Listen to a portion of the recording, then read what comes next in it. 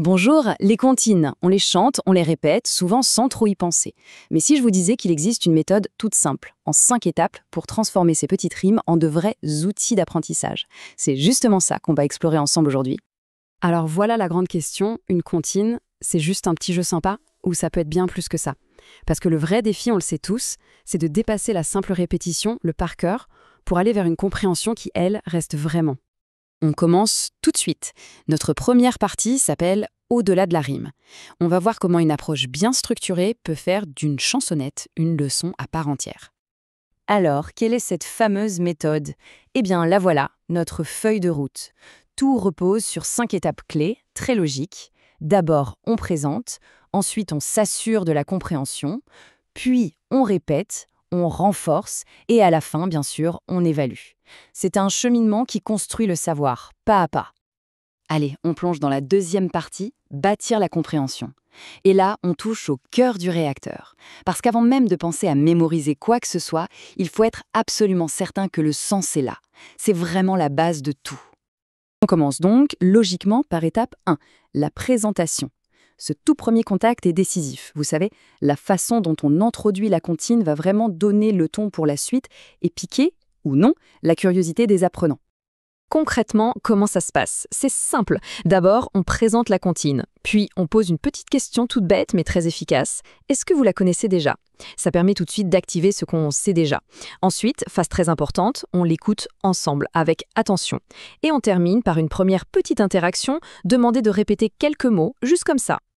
On enchaîne avec l'étape 2, et là, attention, c'est une phase vraiment critique, la compréhension. L'objectif ici, ce n'est pas encore de mémoriser, c'est juste de s'assurer à 100% que l'histoire, le sens, tout est limpide. Et pour y arriver, la méthode nous donne 2 outils. Le premier, demander de reformuler avec ses propres mots ce qu'on a compris. Et le deuxième, poser des questions bien précises sur ce qui se passe dans la comptine. Parfois, une question aussi simple que « Au fait, de quoi ça parle cette comptine ?» peut tout changer. Ça nous évite de supposer que la compréhension est acquise. Non, là, on va la chercher, on la vérifie pour de vrai. Ok, les bases sont posées, la compréhension est là. On peut passer à la 3e partie, de la répétition au renforcement. Maintenant, il est temps de passer de l'écoute un peu passive à une pratique bien active pour que ça rentre pour de bon.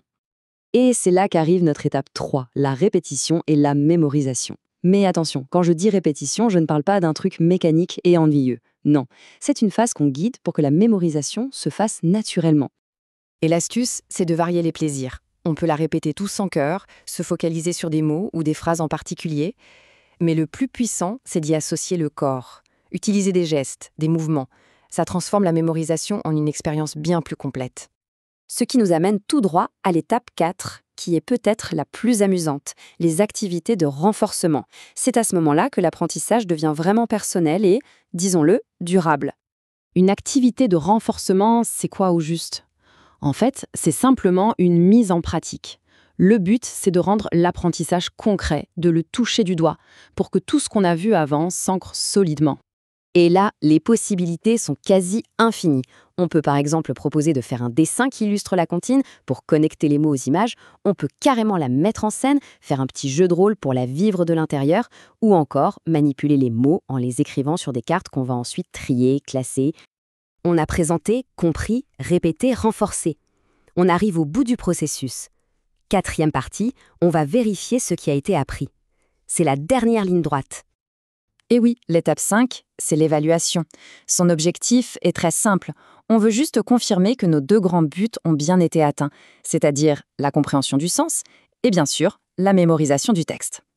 Pour évaluer, on va droit au but. On revient à nos 2 piliers. On s'assure une dernière fois que tout le monde a bien compris l'histoire et puis on demande de réciter la comptine pour valider que la mémorisation est bien là. On termine avec la leçon essentielle. Finalement, que faut-il retenir de tout ça? Quel est le message le plus important derrière cette méthode? Le voilà. Le but ultime, ce n'est jamais la mémorisation passive. Ce n'est pas de former des perroquets, non. Ce qu'on vise, c'est une compréhension active. Un état où les mots ont un vrai sens et où on se les approprie complètement. Au fond, cette méthode nous rappelle une chose absolument essentielle. Apprendre, ce n'est pas seulement répéter, c'est comprendre. Et quand on applique cette idée, eh bien, la plus simple des comptines peut se transformer en un outil d'apprentissage d'une richesse incroyable. Merci d'avoir suivi cette analyse.